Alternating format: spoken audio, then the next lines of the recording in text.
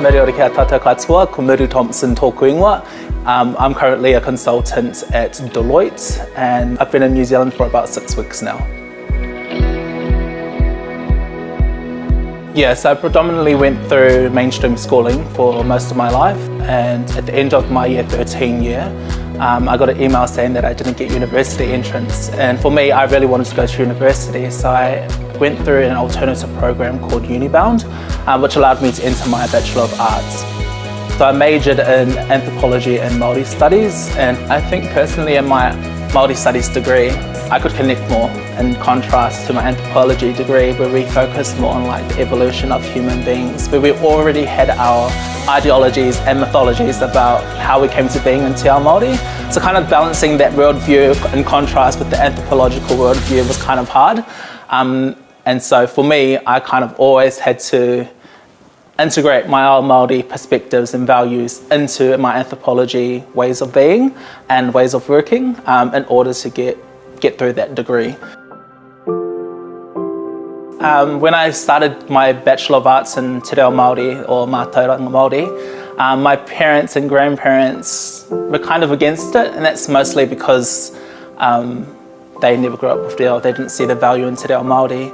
But ever since completing this degree and having these opportunities overseas and both in the corporate world, I've kind of seen the value in it. I got 2 internships through a company called Tiputua, which is to increase Māori and Pacific representation in corporate areas. Following that, they showed me this opportunity over in Dubai, and that was for Expo 2020, which is essentially for countries to illustrate their innovations and culture to the rest of the world.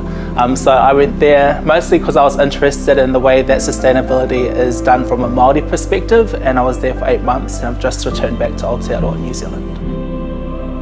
I think being overseas for 7 months and only having like a few Māori on that trip kind of speaks to how much representation that we have overseas. So I think one of the most important things that I've learned from that opportunity is that how much one person can influence the whānau. So ever since doing that degree and completing it, my auntie who's a teacher has actually started sabbatical leave starting from next year to learn Te Reo Māori. So it's not really my career, it's more so how I influence the people around me as well. Yeah.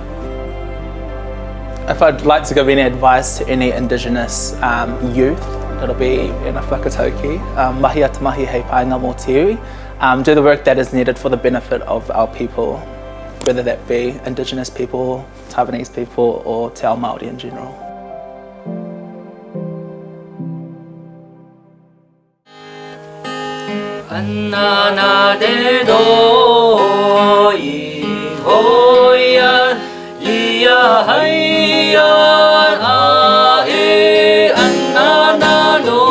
Misang mada inakngan hai tupanto salidan istanda takisianik sadasa。我目前主要在延平乡公所的青年发展所上班，因为我爸爸本身也是民族教育者，对，所以早期在我的家里面会时不时会有部落文化团啊，或是会办理一些关于跟部大申请的公益课程的计划。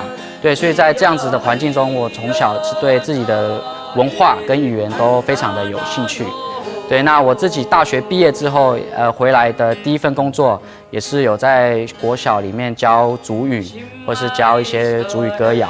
对，那也有去推动一些族语课程的活动这样子。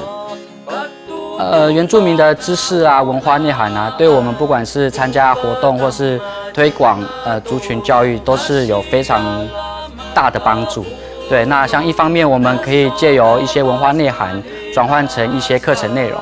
对，像我们以往在推课程的时候，我们布农族就会把一些文化像分成氏族文化、小米文化、巫师文化、猎人文化之类的文化内容去搭配课程去做教学这样子。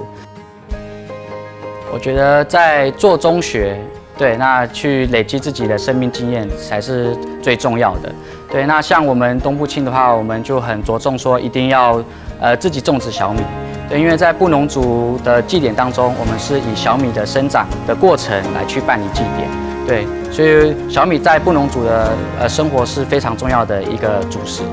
对，那我们也透过我们自己去种植小米，那从中去学习我们布农族的文化、竞技、歌谣。对，那我觉得反映在文化传承学习的部分上，这能够让我们更深刻的体悟到自己文化的美丽跟内涵。